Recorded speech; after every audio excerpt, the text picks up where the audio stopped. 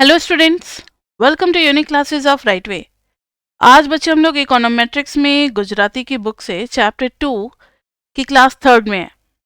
Chapter 2 is about linear regression in two variables और उसमें हम लोगों ने कुछ कुछ कॉन्सेप्ट सीख लिया है, like what is the meaning of linear regression, OLS method क्या होता है, ओएलएस का डेरिवेशंस और कुछ फीचर्स ऑफ ओएलएस एस्टिमेटर्स और एरर टर्म वगैरह, ये सारा कुछ हमने देख लिया है।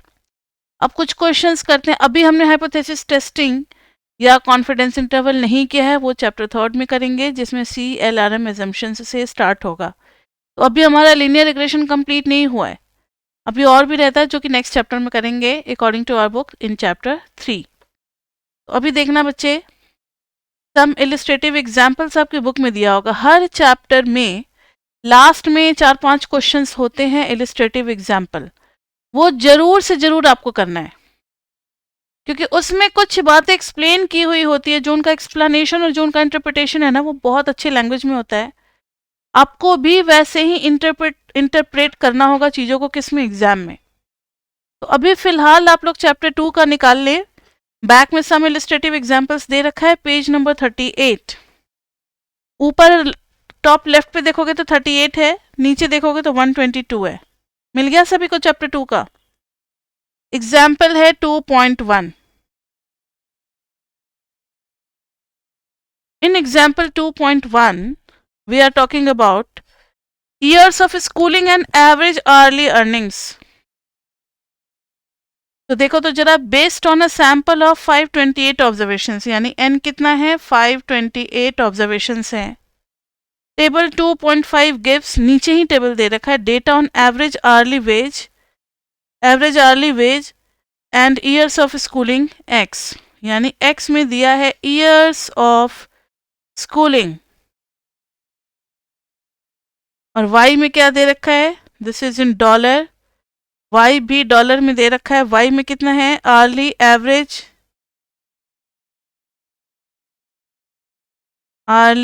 Veg. Suppose we want to find out how y behaves in relation to x from human capital theories of labour economics this, ये सब तो छोड़िए, सब आप अपना पढ़ते रहना। हमें x और y दे रखा है, देख रहे हो। पहला x क्या दिया हुआ है, 6, 7, 8, 9, 10, 11, 12, 13 से लेकर के कहाँ तक, 18 तक। 6 के सामने एवरेज आवर्ली वेजेस कितने हैं, 4, 4, 5, 6, 7। इधर है 5, अच्छा 4.4 है, 5.7700, ठीक है। फिर 5.9787, लाइक दिस वे सारा डेटा हमें गिवन है। इधर है नंबर ऑफ पीपल, मतलब कितने पीपल हैं, number of people 3, 5, 15, 12, like this way up to 31।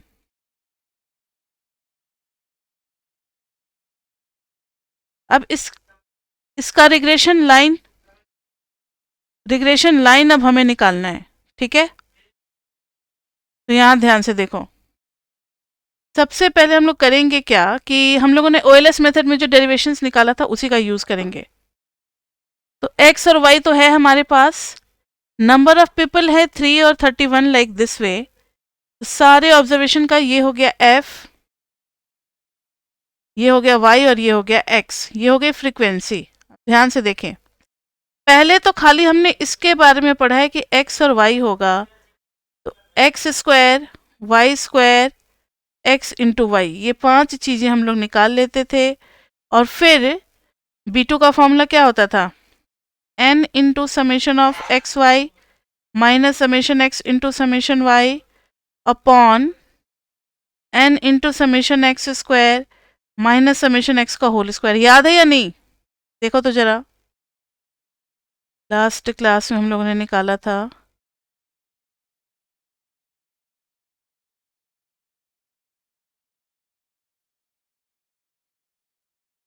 देखो ये वाला फॉर्मूला, जब सिंगल समेशन है तो उसके साथ n है, जब दो समेशन है तो n नहीं है, फिर नीचे में एक्स आई स्क्वायर और एक्स आई का होल स्क्वायर है।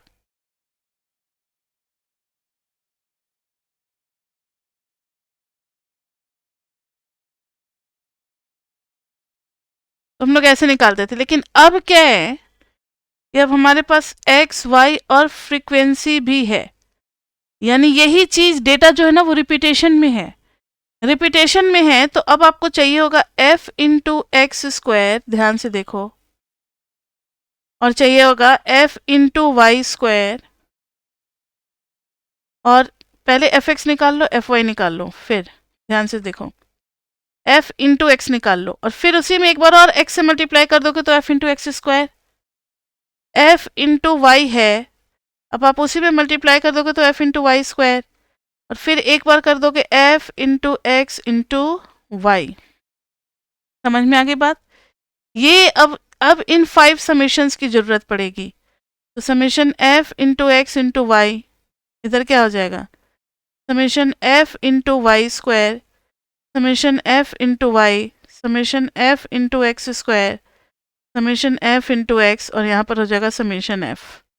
तो बस फॉर्मूला में थोड़ा सा चेंज करना है, जहाँ पे n था वहाँ पे समेशन x डाल देना है, समेशन f डाल देना है। बस ये आप ध्यान में रखो, ये हम लोगों ने स्टैटिस्टिक्स के चैप्टर 1 में किया था। ये मैंने टेक्निक आपको बताया था कि हर इंडिविजुअल के फॉर्मूले में n को आप रिप्लेस कर देना f से, and every summation will be replaced with summation f into x. Summation के अंदर की क्वांटिटी पहले f से मल्टीप्लाई होगी, फिर उसका सम करेंगे। तो वही चीज़ यहाँ पर हमें करना है। तो यहाँ पर आ जाएगा B2 का फॉर्मूला क्या बन जाएगा, n की जगह पे समेशन f, इसकी जगह पे f into X into Y minus summation f into X into summation f into Y, upon में क्या आ जाएगा, n की जगह पे summation f into X square minus summation f into X का होल स्क्वायर। समझ में आ गई बात? तो बस अब सारी वैल्यूज आपको पुट कर देना, आपको पता ही है कि कौन सी चीज़ कहाँ आएगी। ये समेशन f यहाँ आएगी, f एक्स वाई यहाँ से, कहाँ पे, इसकी बात कर रहे हो, इसकी बात कर रहे हो? नहीं नहीं, एफ एक्स का होल स्क्वायर नहीं होगा, समेशन के अंदर की क्वांटिटी को पहले एफ से मल्टीप्लाई करते हैं, so x square will be multiplied with f. ठीक है, आई बात समझ में? फिर यहाँ पर है एफ एक्स का होल स्क्वायर, तो देखो कौन सी चीज़ कहाँ से मिलेगी, समेशन एफ एक्स यहाँ से, समेशन एफ वाई यहाँ से, समेशन एफ एक्स तो आपको पता ही है, यही वाली वैल्यू यहाँ पे, और सब वैल्यू पता ही लग गई। इससे आपका B2 आ जाएगा। B1 के लिए क्या करोगे बच्चे बताना, y mean is equal to B1 plus B2 x mean. तो y मीन कैसे आया होगा, summation F Y upon summation F करके इज इक्वल टू B1 और B2, तो जो यहाँ पे निकालोगे उसी को पुट करोगे, और x मीन क्या करोगे, summation f into x upon summation f। Clear? इससे हमारा B1 निकल जाएगा। तो बुक में ऑलरेडी निकाल करके दिया हुआ है। जनरली ऐसे क्वेश्चंस में ना हमें निकालना नहीं होता है, ये दिया होता है और उस पर इंटरप्रिटेशन पूछते हैं। तो बुक में दिया हुआ है Y I hat is equal to minus 0.0144 plus 0.7241 x i, ये ऑलरेडी दिया हुआ है। अब इन्होंने कहा है कि आप इंटरप्रेट करो, इंटरप्रेट, क्योंकि इससे ज़्यादा अभी हमने सीखा नहीं है ना चैप्टर 2 में। कुछ कुछ बातें होंगी, हाइपोथेसिस टेस्टिंग और कॉन्फिडेंस इंटरवल, यही सेम क्वेश्चन रिपीट होगा फिर चैप्टर 3 में भी इसी टाइप का क्वेश्चन। उसमें ABCDE 5-5 पार्ट होंगे, अभी हार्डली 1-2 पार्ट मिलेगा बस। इंटरप्रेट नहीं दिया रहता मॉडल, एग्जाम में तो सब कुछ दिया रहता है इकोनोमेट्रिक्स में, ये तो अच्छी बात है। ठीक है, सब कुछ दिया रहेगा, बस हमें वैल्यूज देख देख करके और उसको एक्सप्लेन कर देना है। बहुत कम चांस है कि कोई निकालने वाला क्वेश्चन देंगे जिसमें कैलकुलेशन इन्वॉल्व होगा, OLS का यूज़ करके। ज़्यादातर इसी टाइप के क्वेश्चन होंगे। तो इंटरप्रेट कोफिशिएंट्स, तो ध्यान से देखो, वाई आपको पता है ना, व्हाट वाज वाई आई, जल्दी बताओ। वाई आई था हमारा average hourly wage, average hourly wage मतलब 1 घंटे का कितना मिलता है, और एक्सआई क्या था, number of years of schooling.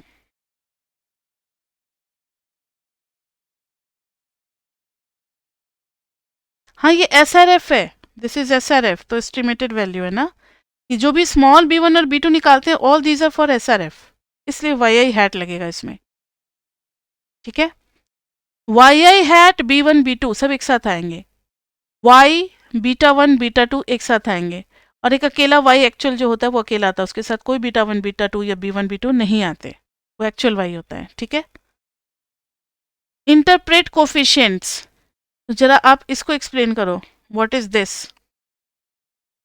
तो लिखेंगे -0.0144 क्या बता रहा है, it explains even if a person is not educated, क्योंकि उसका number of years of schooling x है, क्या डालना पड़ेगा हमें, 0। Even if a person is uneducated मतलब वो एक भी दिन स्कूल गया ही नहीं है, एक भी साल नहीं गया, uneducated, that is years of schooling is 0, years of schooling is 0, then his average hourly, इसको आप अपना सही कर लेना, हिज एवरेज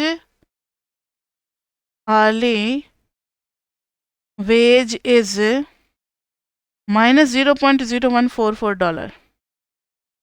अब आप बताओ कि क्या इसका कोई इकोनॉमिक सेंस निकल रहा है,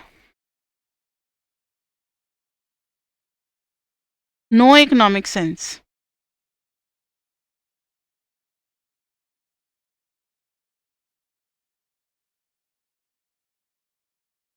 नहीं नहीं, ये तो सिंपल सी बात है कि एक्सआई जब 0 डालेंगे तब वाई की वैल्यू ये आएगी।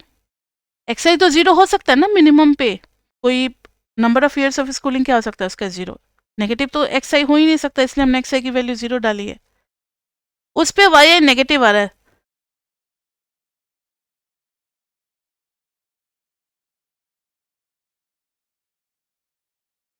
हाँ लेकिन नेगेटिव को हम एक्सप्लेन नहीं करते हैं ना, बच्चे बोलते हैं कि कभी नेगेटिव हो ही नहीं सकता, तो it has no economic sense. अब इसी को दूसरे लैंग्वेज में आप लोग जो बोल रहे हो उसी का दूसरा रूप है, देखो जरा, मिनिमम वाई आई क्या हो सकता है, Y I hat will be 0, तो मिनिमम वाई आई हैट 0 होगा, then -0.0144 plus 0.7241 x I is equal to 0 put करके जरा एक्स आई की वैल्यू निकालो, तो X I will be 0.144 upon में 0.7241, देखो तो कितना आ रहा है, कैलकुलेटर है, 0.144 divided by 0.7241 is equal to 0.19886। इसका मतलब है कि कम से कम 0.19 का मतलब है 0.2 कर देते हैं इसको, 0.2 ईयर्स ऑफ स्कूलिंग वाले ही लोग हैं वहाँ पर, इससे ज़्यादा ही पढ़े लिखे लोग सब हैं। ठीक है, इससे कम पढ़े लिखे लोग एक भी फैक्ट्री में नहीं हैं। समझ में आ गई बात। अब आप जो बोल रहे हो, तो 0.2 आया ईयर्स ऑफ स्कूलिंग, तो आप इसको कर दो ना कन्वर्ट, कि 1 का मतलब होता है 12 मंथ्स, तो 0.2 का मतलब कितना हो गया, 12 इंटू 0.2, 2.4, लगभग 2.5 मंथ्स सब पढ़े ही हुए हैं वहाँ पर, उससे कम पढ़े लिखे लोग नहीं हैं वहाँ पर। समझे, समझ में आ गई बात, क्योंकि मिनिमम सैलरी जो है वो 0 हो सकती है, 0 से नीचे तो हम जा नहीं सकते, और जब 0 पुट कर रहे हैं तो मिनिमम क्वालिफिकेशन जो है एजुकेशनल क्वालिफिकेशन में 0.2 ईयर्स आए, 0.2 ईयर्स को हमने कन्वर्ट किया, तो 2.5 महीने से कम पढ़े लिखे लोग वहाँ पर हैं ही नहीं। हाँ 0.2, यही मतलब हुआ इसका। ठीक है, अब दूसरा, हाँ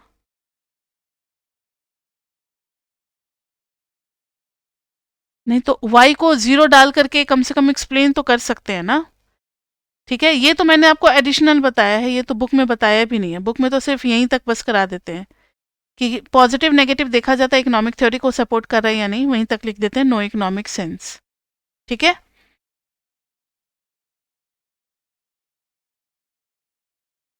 हाँ, ये भी बात है। हाँ, तो ये नहीं करना चाहिए हमें। ये बस एक समझाने के लिए मैंने आपको यूज़ करके बता दिया। इस तरीके से भी इंटरप्रिटेशन हो सकता है। ठीक है, नाउ सी 0.7241 ये जो कोफिशिएंट है, ये तो स्लोप है, और स्लोप तो बच्चे बड़े अच्छे से आप लोगों को आता है कि अगर कोई एक साल ज़्यादा पढ़ा लिखा है तो उसकी सैलरी कितने से बढ़ जाएगी, 0.7241 से इंक्रीज हो जाएगी। ठीक है, समझ में आई बात? स्लोप का मतलब तो यही होता है ना। तो इसमें लिखेंगे if a person is more educated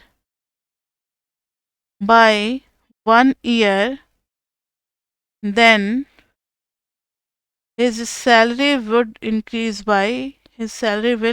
by कितना, 0.7241 डॉलर। इतने डॉलर से उसकी सैलरी, एवरेज अर्ली वेजेस जो है वो बढ़ जाएगी। अभी तक बस हम इतना ही बता सकते हैं, इससे ज़्यादा नहीं बता सकते क्योंकि हमने पढ़ा ही नहीं है इससे ज़्यादा।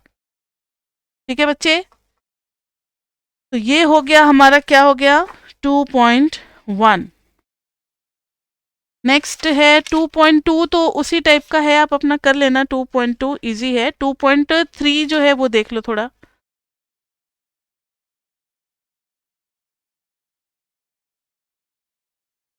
Example 2.3, stock prices and interest rates are key economic indicators.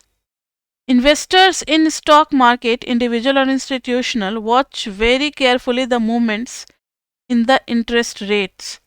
Since interest rates represent the cost of borrowing money, they have a vast effect on investment and hence on the profitability of a company. Macroeconomic theory would suggest an inverse relationship between stock prices and interest rate. दोनों के बीच में inverse relationship होगा। ये आपको कहाँ से पता चलेगा? मैक्रो इकोनॉमिक्स से। As a measure of stock prices, let us use S&P 500 composite index. ऐसे बहुत सारे इंडेक्सिंग किए जाते हैं बच्चे, जो कि हर ईयर के प्राइस को पुराने ईयर के प्राइस से ना कंपेयर किया जाता है कि पिछले साल इतना था तो इस बार कितना है, उसको इंडेक्स कहते हैं। इंडेक्स में आपका रेफरेंस दे रखा है, 1941 से 1943 इज इक्वल टू 10 लिया है, इसके बेसिस पे इंडेक्सिंग किया है। And as a measure of interest rate, let us use the 3 month interest rate में। इन्होंने क्या यूज किया है? 3 मंथ, यानी कि क्वार्टरली यूज कर रहे हैं। Treasury bill rate percentage, interest rate कितना यूज किया है परसेंटेज में? क्वार्टरली। 3 मंथ का मतलब क्या होता है? 1 ईयर में 12 मंथ्स होते हैं, उसको 4 पार्ट में डिवाइड करो, 3 मंथ आएगा। क्वार्टरली और 3 मंथ्स, तो 3 मंथ का इंटरेस्ट रेट हमें दिया हुआ है। Found on the text book website given data, this छोड़ो हटाओ। प्लॉटिंग दिस डेटा, जरा ऊपर में डायग्राम देखो, ये डॉट या बबल्स आप जो कहो बना हुआ है, दिख रहा है आपको? कुछ ऐसे डॉट्स बने हुए हैं, दिखा आपको डायग्राम?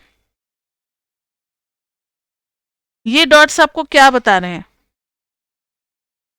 इधर है treasury bill rate percentage, rate है ट्रेजरी बिल रेट। इधर है S&P इंडेक्स। ये कुछ कुछ ऐसा ग्राफ नहीं बता रहा, देखो तो। अगर कर्व बेस्ट फिट का अगर अगर हम लोग कर्व बनाए तो वो ऐसे नहीं पास करेगा। तो इसकी इक्वेशन बन गई। और ये किस टाइप के ग्राफ में होता है? आपने पढ़ रखा है ना, y is equal to 1/x के ग्राफ में बनता है ऐसा। याद आ रहा है? MME में पढ़ा था आपने फर्स्ट सेम में, चैप्टर 2 में। सबको याद आ रहा है? y वर्सेस 1/x का ग्राफ जो है वो ऐसे बनता है, उसी से कुछ कुछ मैच कर रहा है। और यहाँ पर दे भी रखा है इन्वर्स रिलेशनशिप होता है। तो y इज इक्वल टू, हमारा मॉडल तैयार होगा β1 plus β2 upon xi plus ui। ये बना दिया हमने PRF डिजाइन कर लिया। अब इसी PRF से मिलता जुलता हम लोग SRF एस्टिमेट करेंगे। y hat is equal to b1 plus b2 upon xi plus ui SRF, क्योंकि PRF तो निकाल ही नहीं सकते तो SRF का हेल्प लेना पड़ेगा। अब आफ्टर कैलकुलेशन पता है इन लोगों ने क्या किया? जो हमारे पास x और y था ना, उसमें 1/x को x की जगह पे ले लिया और इधर ले लिया y। इसको इस पे रिग्रेस करा रहे हैं। y को किस पे रिग्रेस करा रहे हैं बताओ? 1/x पे। तो अब हमें सब कुछ मिलेगा समेशन वन, यहाँ पे मिलेगा समेशन 1/x, यहाँ पे मिलेगा समेशन y, यहाँ पे मिलेगा समेशन y/x, दोनों को मल्टीप्लाई किया, फिर समेशन 1/x का स्क्वायर मिलेगा, एक समेशन y स्क्वायर मिलेगा। समझ में आ गई बात? Summation x into 1/y, summation 1/x का होल स्क्वायर, समेशन y का होल स्क्वायर, सबको यूज करके फिर हम लोग b1 और b2 निकालेंगे। तो इस बार आ जाएगा हमारा YT हैट टाइम के हिसाब से, इसलिए t लगा दिया 404.4067 प्लस 996.866 1/x t। ये मॉडल हमें दिया हुआ है। अब हमें एक्सप्लेन करना है, इंटरप्रेट करना है। तो जरा समझो, 404.4067 के बारे में आप क्या एक्सप्लेन करोगे? कोई आइडिया? इस बार तो वैसे काम नहीं चलेगा ना कि x t 0 तो y इतना होगा। क्या कहेंगे इसके बारे में? अच्छा मुझे बताओ कि y की वैल्यू सिर्फ इतनी कब बचेगी? जब ये पूरी चीज 0 हो जाएगी। और ये पूरी चीज 0 कब होगी? जब नीचे वाली वैल्यू क्या होने लगेगी? इन्फिनिटी। एक्स टी क्या होने लगेगी? इन्फिनिटी। यानी when x T is very large. इस चीज को हम लोग लिखेंगे व्हेन एक्स टी क्या था? इंटरेस्ट रेट ना। When x T that is interest rate increases indefinitely, बहुत ज्यादा जब इंक्रीज कर जाता है, then YT approaches to, YT approaches to कितना? YT मतलब S&P इंडेक्स 404.4067, ठीक है, इंडेक्स, ये मतलब हुआ। अब आपको इंटरप्रेट करना है 996.866 को, इसको इंटरप्रेट करना है। कैसे करेंगे?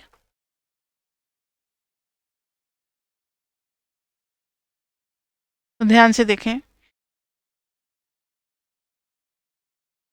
अब जरा इस मॉडल का स्लोप निकालो, dy/t hat with respect to dxt, निकालो स्लोप। इस मॉडल को डिफ्रेंशिएट करो। पहले वाले का हो गया 0 माइनस 996.866 बाई xt का होल स्क्वायर, ठीक है, at x is equal to 2। ये बुक में दिया हुआ, जब आप आगे पढ़ोगे ना तो आपको पता लगेगा कि क्योंकि स्लोप के लिए इस बार ये LIP-LIV मॉडल नहीं है कि आप बोल दोगे कि xt 1 से बढ़ेगा तो ये भी इतने से बढ़ेगा, जरूरी नहीं है, ठीक है। 1 यूनिट से बढ़ने से इतने से नहीं बढ़ रहा है, क्योंकि हम रेसिप्रोकल मॉडल आ गया है। इसलिए बुक में जब आप आगे लैंग्वेज पढ़ोगे तो दिया हुआ है कि suppose x is equal to 2, knowing, next page पे थर्ड लाइन मिल गया।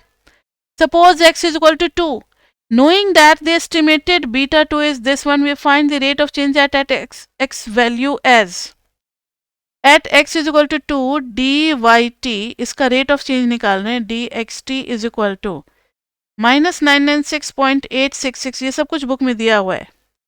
xt की जगह पे क्या डाल देंगे? 2 का होल स्क्वायर। इसको सॉल्व किया, यह आ गया minus 249.2165।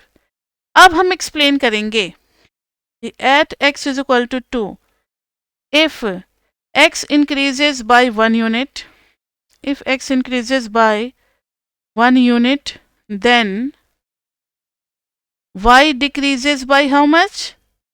This much. Then y decreases by minus 249.2165 units. अभी तो मैंने x और y लिख दिया, लेकिन आपको x की जगह क्या लिखना है आपको पता है ना? क्या लिखोगे? Interest rate, interest rate. y की जगह पे क्या लिखोगे? S&P 500 index decreases by this much units. इसमें बच्चे हमें एक पॉइंट का हेल्प लेना पड़ा. पॉइंट का हेल्प इसलिए क्योंकि बिना पॉइंट का हेल्प लिए हम स्लोप नहीं एक्सप्लेन कर पाते. और फर्स्ट वाले पार्ट में तो आप ऐसे भी ग्राफ बना करके दिखला सकते हो कि when x is tending to infinity y is tending to 996 कुछ 404 तक कुछ ऐसे होगा. शुरुआत इसका कहाँ से हुआ था? x इन्फिनिटी पे अगर 0 डाल देते हैं तो ये इन्फिनिटी चला जा रहा है लाइक दिस वे. ठीक है, हाँ अलग अलग होगा, ये LIP मॉडल नहीं है इसलिए.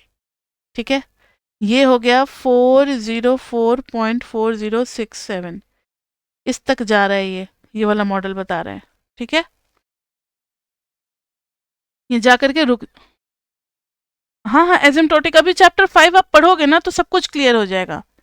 इसलिए भी बहुत ज़्यादा इसको एलिब्रेट नहीं करेंगे क्योंकि जितना अभी एलिब्रेट करोगे उतना कन्फ्यूजन होगा. और ये एक अलग से पूरा रेसिप्रोकल मॉडल ही डिटेल में पढ़ना है हमें चैप्टर 5 में. तो चैप्टर 5 में हर मॉडल्स के बारे में पढ़ना है. अब चैप्टर 2 में इनकी मजबूरी अभी थोड़ा सा इकोनोमेट्रिक्स से स्टार्ट हुआ नहीं कि इन्होंने एग्जाम्पल ऐसे दे दिया. अभी जैसे तैसे समझ लेते हैं, चैप्टर 5 में डिटेल में करेंगे इन सब चीज़ों को. और ये बिल्कुल सही कहा. हाँ बोलो.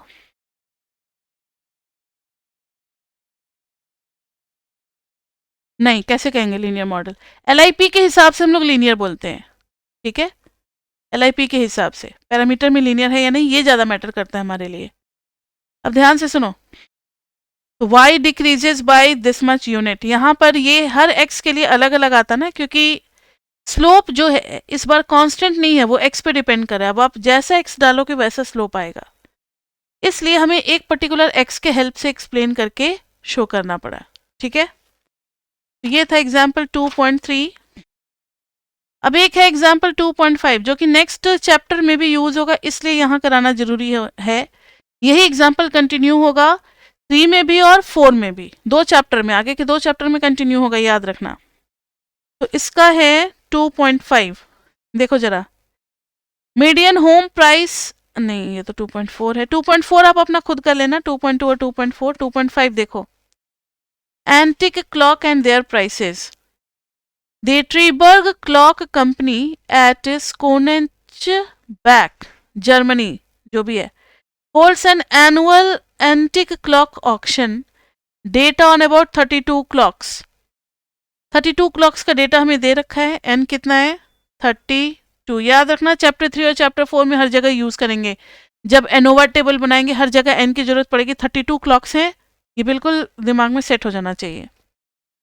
The age of clock, the number of bidders and the price of winning bid in marks are given in table 214 in problem 2.19. अब आपने बुक का पेज टर्न करो. प्रॉब्लम 2.19 में टेबल दे रखा है, मतलब बैक एक्सरसाइज वाले क्वेश्चन में. मिल गया सभी को? इट्स ऑन पेज नंबर, ऊपर से देखोगे तो 50, नीचे से देखोगे तो 134. टेबल मिल गया. टेबल में दिया हुआ है ऑब्जर्वेशंस 1 2 3 और बहुत बड़ा टेबल था इसलिए 2 पार्ट में डिवाइड कर दिया हम लोग. एक ही जगह लिख लेते हैं 32. इधर है price, age, number of bidders, बोली लगाने वाले लोग, सब दे रखा. जैसे फर्स्ट का प्राइस है 1235, दिस इज 1080. मिल रहा होगा आपको. 127 ईयर्स पुरानी है, 115 ईयर्स पुरानी है. इसके लिए 13 लोग बोली लगा रहे हैं, इसके लिए 12 लोग बोली लगा रहे हैं, बिडिंग कर रहे हैं, लाइक दिस वे. अब इन्होंने बोला है दिस वे. ठीक है, if we believe that price of winning bid depends upon the age of the clock. Okay, price जो है वो किस पे डिपेंड कर रहा है? एज ऑफ द क्लॉक पे. मैंने क्या किया, अभी प्राइस को y मान लिया और एज को क्या मान लिया? x. तो एज और प्राइस का रिग्रेशन करा दिया. एज को x मान लिया, प्राइस को y मान लिया, अलग से करके और रिग्रेशन करा करके पूरा क्या क्या निकालना पड़ेगा हमें? x स्क्वायर, y स्क्वायर और x इंटू वाई. इधर करेंगे समेशन x इंटू वाई, इधर करेंगे समेशन y स्क्वायर, इधर करेंगे समेशन x स्क्वायर. इधर करेंगे समेशन y, इधर करेंगे समेशन x, b2 निकल जाएगा। फॉर्मूला याद है, n into summation X Y minus summation X into summation Y. अब तक तो याद होना चाहिए। अब हर जगह y की जगह आपको x डाल देना है, n into summation of x square minus summation x का होल स्क्वायर। और फिर b1 के लिए तो वही फॉर्मूला है, y mean is equal to b1 plus b2 x mean, यहाँ से b1 निकल जाएगा। ठीक है, यहाँ से b2 आ जाएगी वैल्यू और यहाँ से b1 आ जाएगी वैल्यू। तो इसको निकाल करके दिया हुआ है ऑलरेडी। प्राइस मॉडल लिख देते हैं, price is equal to -191.6662 plus 10.4856 age. ऐसे ही बच्चे दूसरा मॉडल भी इन लोगों ने तैयार किया कि प्राइस जो है वो किस पे डिपेंड कर रहा है, नंबर ऑफ बीडर्स पे। तो इस बार नंबर ऑफ बीडर्स को क्या ले लिया इन लोगों ने, एक्स, और उस पे डिपेंड कर रहा है प्राइस। ठीक है, उस पे डिपेंड कर रहा है प्राइस, प्राइस को ले लिया वाई। फिर से वही सब कुछ, एक्स वाई एक्स स्क्वायर और वाई स्क्वायर पांचों निकाल करके, फिर इधर वही b2 b1 निकाल करके, और फिर इनका एक मॉडल बना है इधर, price is equal to 807.9501 plus 54.5724 bidders.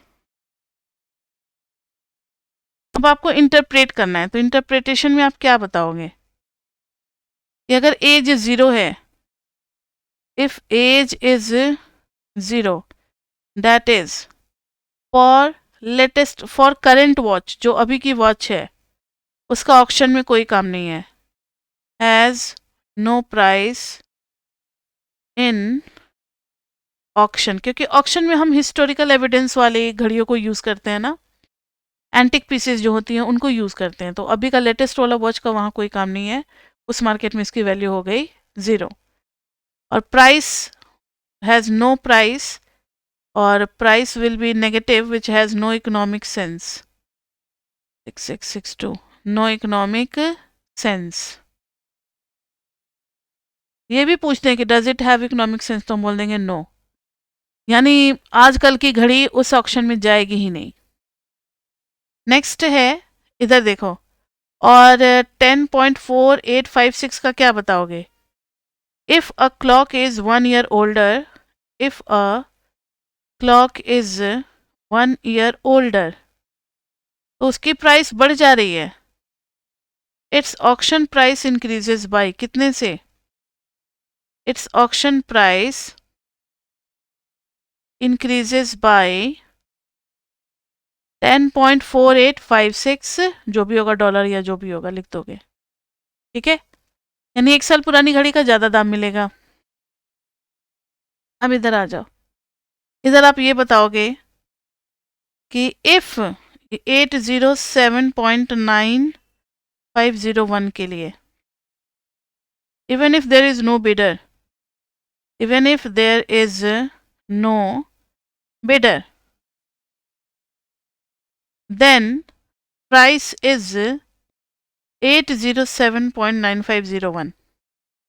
अब आप कहोगे मैम ऐसा कैसे हो गया, एक भी बिडर नहीं है फिर भी प्राइस होगा। यस बच्चे, क्योंकि इनकी एंटिक वैल्यू है।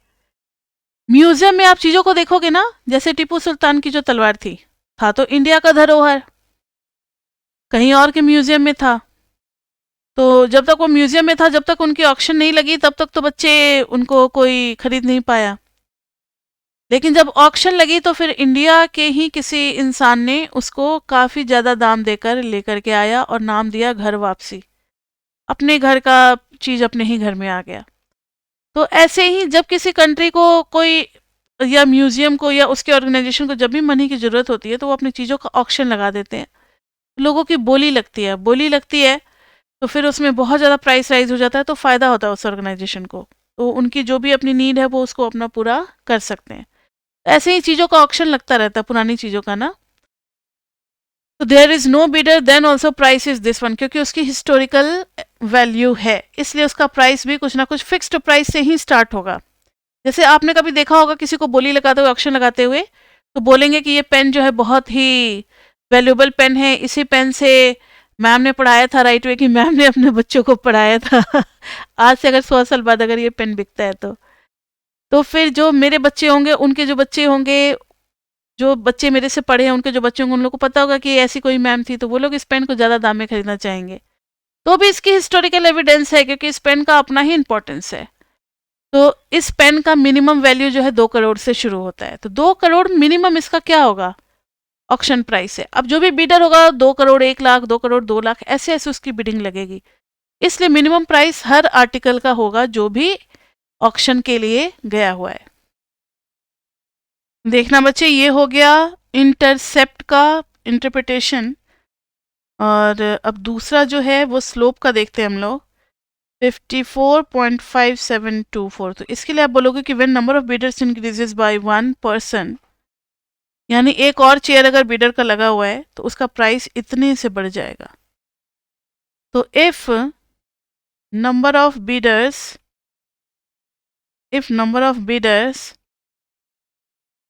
increases by 1, then price increases by 54.5724 units. कितने यूनिट से क्या हो जाएगा, प्राइस बढ़ जाएगा। क्लियर बच्चे? ये था हमारा एग्जाम्पल 2.5। इसके साथ पांचों एग्जाम्पल खत्म होते हैं। एक्सरसाइज का 1-2 क्वेश्चन करा देते हैं ताकि कॉन्सेप्ट थोड़ा क्लियर हो जाए। तो निकालना 2.9 प्रॉब्लम जो होगा, देखना जरा बैक के क्वेश्चन से। क्वेश्चन 2.9, इसमें आप देखोगे table 2.8 gives data on weekly family consumption expenditure and weekly family income X in dollars. मतलब वीकली फैमिली इनकम जो है, weekly family income is X, और इधर क्या है, weekly consumption expenditure, weekly consumption expenditure that is Y. और सब कुछ डॉलर में मेजर किया जा रहा है। किसमें? डॉलर में। डॉलर यूनिट है। वीकली इनकम दिस वन, ठीक है। इसमें टोटल ई पार्ट्स हैं, 5 पार्ट्स हैं, तो एक एक करके आराम से देखना है हमें। हमें किस तरीके से डेटा दिया हुआ जरा ध्यान देना। 80, जब वीकली इनकम 80 है तो उसके सामने बहुत सारे वैल्यूज हैं। 55 भी है, 60 भी है, 65 भी है, 70। कुछ याद आ गया? सबसे पहले वाली क्लास में चैप्टर 2 में ऐसा ही क्वेश्चन किया था। 5 वैल्यूज थी तो मीन निकाला था 10 वैल्यूज का एक्सपेक्टेड वैल्यू, वही वाले पे आ रहे हैं। 100 के सामने क्या आ रहा है? 65, 70, 74, 80, 85, 88। और नेक्स्ट में क्या आ रहा है? 120। 120 के सामने 79, 84, 90, 94, 98। 120 के बाद है 140। फिर यहाँ पे भी कुछ डेटा दिया हुआ है। इन्होंने, ये हमने फर्स्ट क्लास में पढ़ा था, अभी बता रहे हैं। फर्स्ट पार्ट देखो, for each income level compute the mean consumption expenditure. ये बता रही है। आ गया समझ में ना? ड्रॉ करते हैं। ये है वीकली इनकम और इधर है एक्सपेंडिचर। तो व्हेन वीकली इनकम 80, 100 सब चल रहा है, 20-20 का ही गैप है ना, 140, 160। हाँ ठीक है। तो हम शुरुआत में किंक बना देंगे और स्टार्टिंग वैल्यू है 80, 100। किंक क्यों बनाते हैं? क्योंकि अगर इतना गैप 20 है तो this gap can not B 80, तो उसको मैनेज करने के लिए किंक बनाया जाता है। ये सब पता है या नहीं? अगर स्टार्टिंग बहुत ऊंचे लेवल से हो रहा हो तो शुरुआत में आप फोल्डेड ग्राफ, मतलब फोल्डिंग है, ऐसे कुछ करके बना सकते हो। 120, 140। देखो तो 80 के सामने कितने वैल्यूज हैं? 2, 3, 4, 5। तो 1, 2, 3, 4, 5। इसमें से कहीं पर एक जगह एक्सपेक्टेड वैल्यू आएगी। आप निकालो ना, expectancy of y when xi। ये कितना हो जाएगा बताना? 55 + 60 + 65, एक तो कम से कम बता दो। 75/5 ये निकालो आप लोग। और दूसरा भी निकालो 65 प्लस 70, बस दो ही निकालो, बाकी का नहीं निकाल रहे हम लोग, बाकी का हम लोग समझ जाएंगे। ये 6 डेटा है ना, 6 निकालो तो। एक्सपेक्टेंसी फर्स्ट वाले की कितनी आ रही है?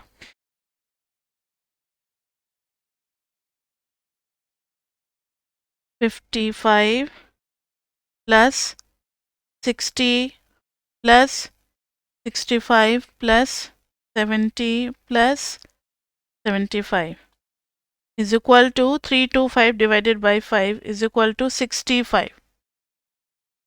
एक एक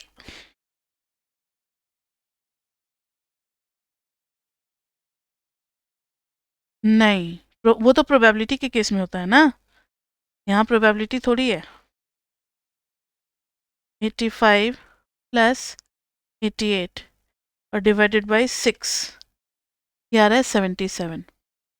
तो देखो बच्चे, इसको हम लोग किस नाम से पहचानेंगे? This is expected value of Y when x1 is equal to $80। This is expected value of Y when x2 is equal to $100। समझ में आ गई कंडीशनल मीन?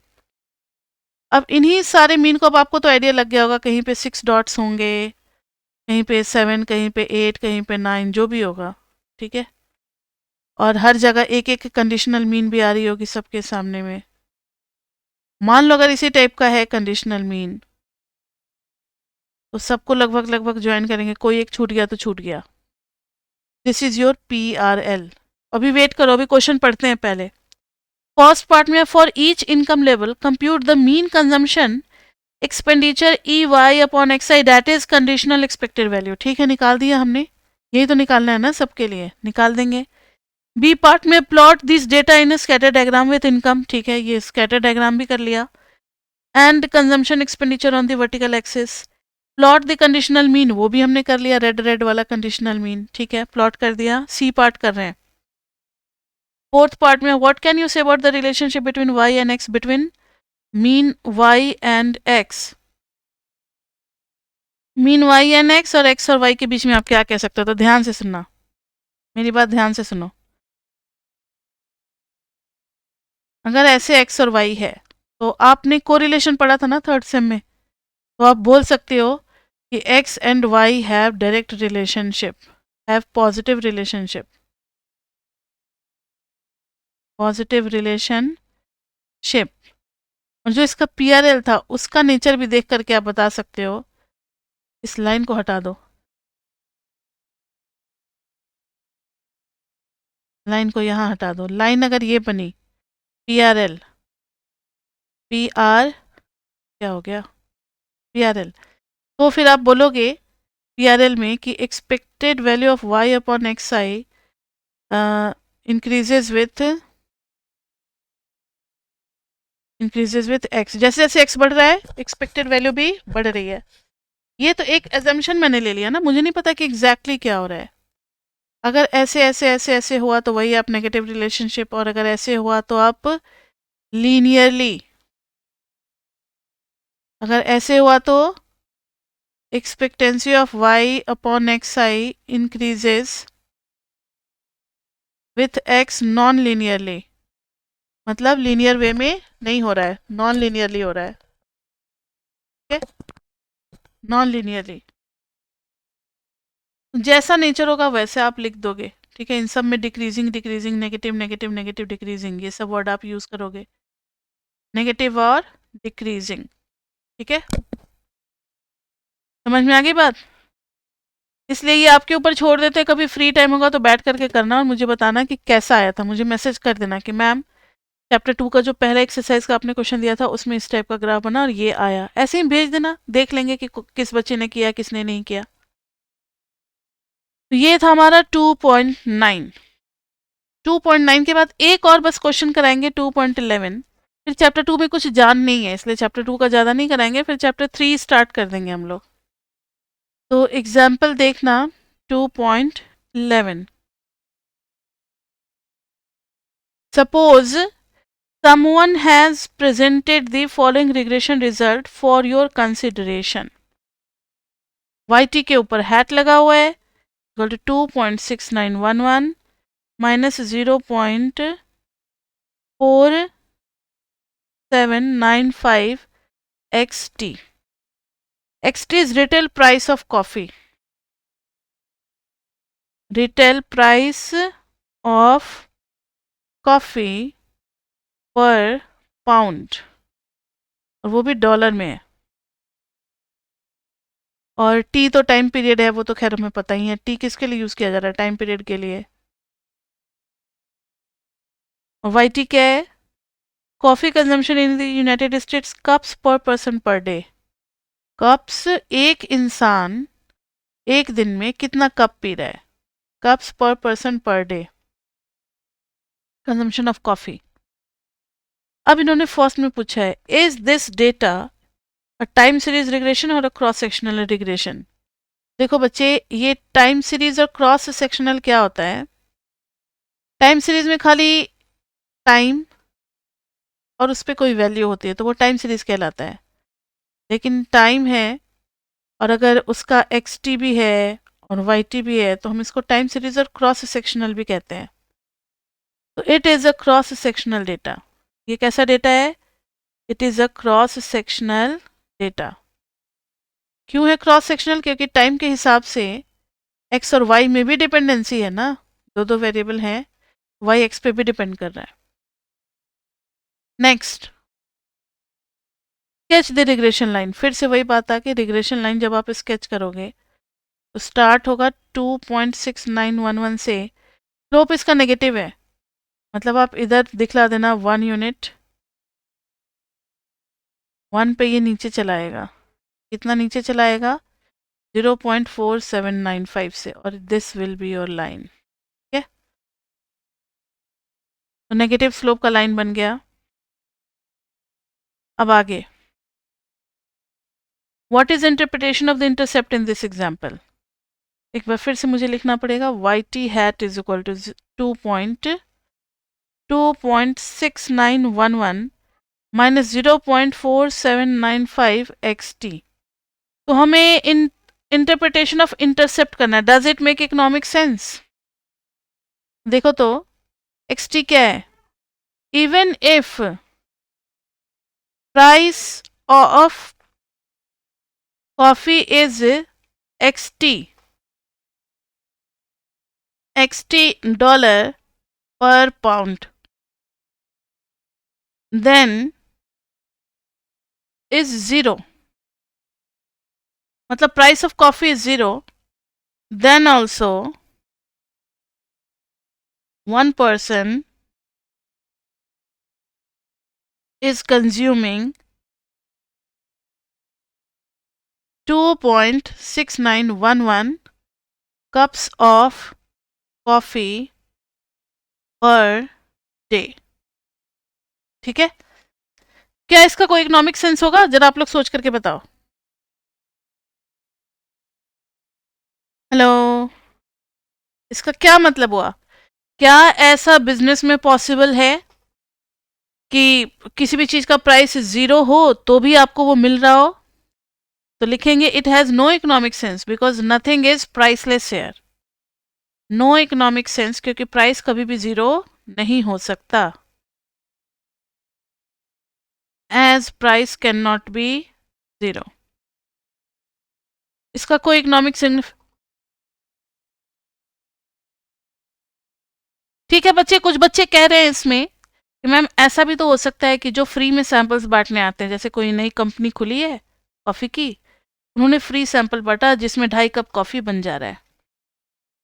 तो क्या पॉपुलेशन के हर इंसान को क्या बांट पाएगा वो?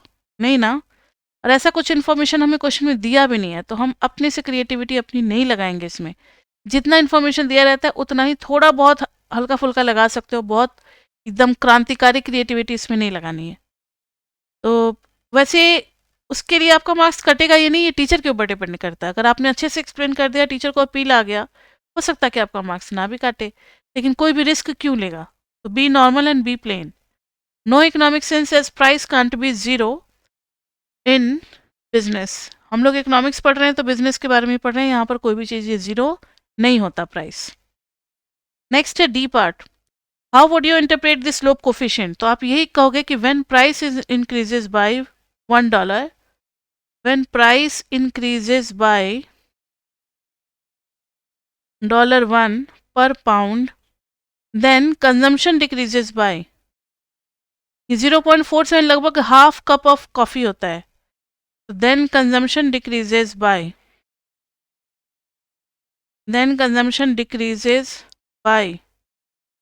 half cup of coffee. ठीक है, अब डी पार्ट तो कर लिया ना हमने, हाँ ठीक है. E part, is it possible to tell what the true PRF is in this example? No. हम ट्रू पीआरएफ के बारे में कैसे बताएं जब हमें पूरा पॉपुलेशन का डेटा ही नहीं गिवन है, तो हम पीआरएफ नहीं बता सकते. ये एसआरएफ है, कैसे पता, क्योंकि ये हैट करके वैल्यूज दी हुई है ना, तो this is SRF, it's not PRF. और एसआरएफ के बेसिस पे हम पीआरएफ के बारे में सिर्फ अप्रोक्सीमेट कर सकते हैं, अंदाजा लगा सकते हैं, उसके बारे में नहीं बोल सकते, एक्चुअल पीआरएफ के बारे में नहीं बोल सकते.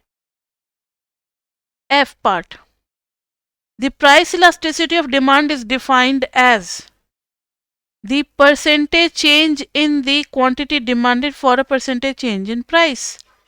ठीक है, प्राइस इलास्टिसिटी ऑफ डिमांड बच्चे आपको पता है, percentage change in demand upon percentage change in क्या होता था, प्राइस. और हम लोगों ने एट अ पॉइंट भी निकाला था, आपको याद होगा, जैसे percentage change in x by x, और इधर हो जाएगा change in price by P. वैसे अभी डिमांड को हम लोग किससे रिप्रेजेंट कर रहे हैं, वाई से, और प्राइस को किससे रिप्रेजेंट कर रहे हैं, एक्स से. तो डिमांड को रिप्रेजेंट कर रहे हैं वाई से, तो डेल वाई बाई वाई, और इधर हो जाएगा डेल एक्स बाई एक्स. तो ये हो जाएगा del y by del x, x upon Y.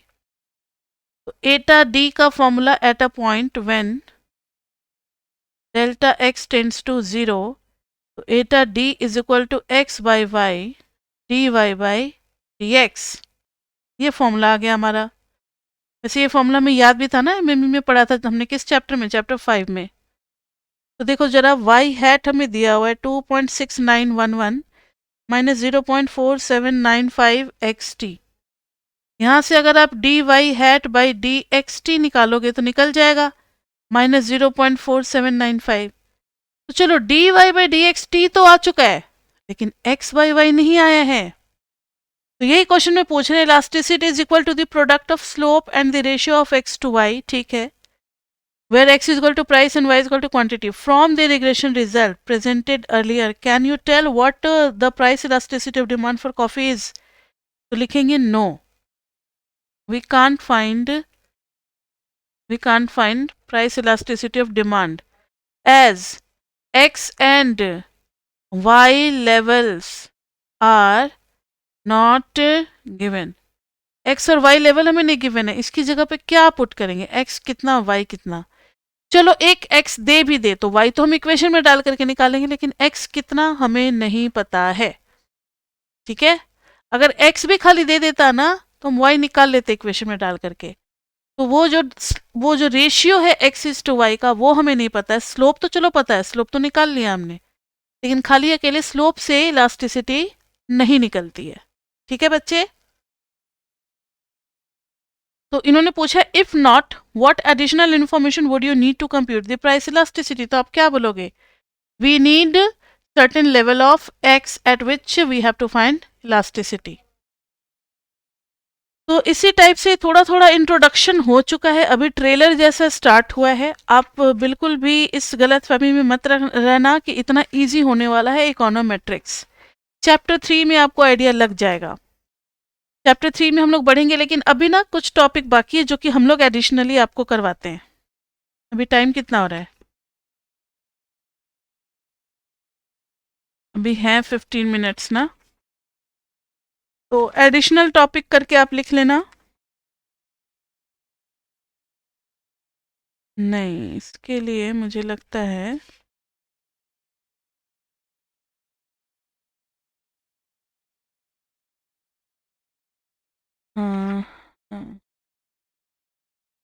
Effect of change of origin and change of scale on B2 वगैरह वगैरह, ये सब है इन सब पे.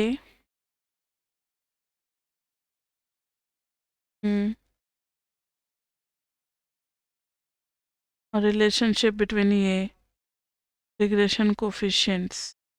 रिग्रेशन को एक और क्लास बच्चे लगेगी इस पे, आज नहीं कर पाएंगे, 15 मिनट में नहीं हो पाएगा, लेकिन हम आपको बस फॉर्मूला बता देते हैं। तो एडिशनल टॉपिक आप लिख लेना जो कि आपके बुक में नहीं है लेकिन पेपर में आ जाता है, क्योंकि सारे टीचर को ना आदत लगी हुई। रिग्रेशन जब चैप्टर होता था ना पहले स्टैट्स में, तो हम लोग भी ये क्वेश्चन जरूर देते थे। तो आप ये ध्यान रखो कि एडिशनल टॉपिक्स आपको बता रहे हैं। अगर ये रिग्रेशन लाइन है y ऑन x, एक बात तो आपको पता है कि ये अपने x बार और y बार से तो जरूर क्रॉस करेगा, ये मैंने पढ़ाया हुआ है प्रॉपर्टीज ऑफ रिग्रेशन लाइंस, ठीक है। और इसका जो स्लोप है, स्लोप उसको हम लोग नाम दे देते हैं b y x, y x थोड़ा नीचे, b y x. B y x का फॉर्मूला हो जाता है coefficient of correlation into standard deviation of y upon standard deviation of x. Coefficient of correlation into standard deviation of y upon standard deviation of x, ठीक है। तो ये formula आपको याद रहना चाहिए।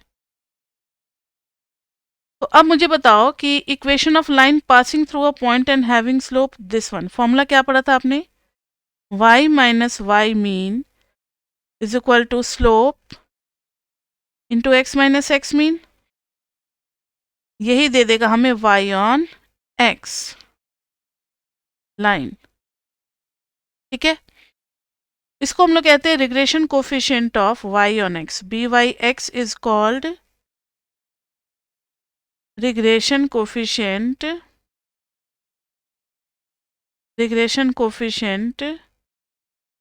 of y on x, ऐसा ही कुछ इसका जुड़वा भाई कह लो। ये लाइन है x ऑन y, इसके बारे में भी बच्चे में पता है कि ये x बार और y बार से क्रॉस करेगा ही करेगा, and its slope is bxy। bxy का फॉर्मूला क्या हो जाएगा, coefficient of correlation standard deviation of x upon standard deviation of y, standard deviation of x upon standard deviation of y, और इसके लाइन की इक्वेशन हो जाएगी x minus x mean is equal to b x y, एक minute, b x y और y minus y mean, ये हो जाएगी x ऑन y लाइन, और बी एक्स वाई को हम लोग क्या कहते हैं, is called regression coefficients of x on y। तो चलो अभी ये क्लियर तो हो गया आपको कि b x y is equal to r standard deviation of x upon standard deviation of y, और b y x is equal to r standard deviation of y upon standard deviation of x, ये होती है। ये formula आपको पता लग गया। अब इसी फॉर्मूला के ऊपर इंटरप्रिटेशन है, 4-5 प्रॉपर्टीज है और एक लेंदी सा क्वेश्चन है, तो कम से कम 45 मिनट्स टू 1 आवर लगता है। यानी नेक्स्ट क्लास में जरूरी नहीं है कि 1 आवर 30 मिनट्स आपका लगे, जल्दी ही खत्म हो जाएगी 1 घंटे के अंदर ही, लेकिन मुझे टोटल 5 प्रॉपर्टीज करानी है। आज क्लास नंबर कौन सा था, 3rd ना या 4th,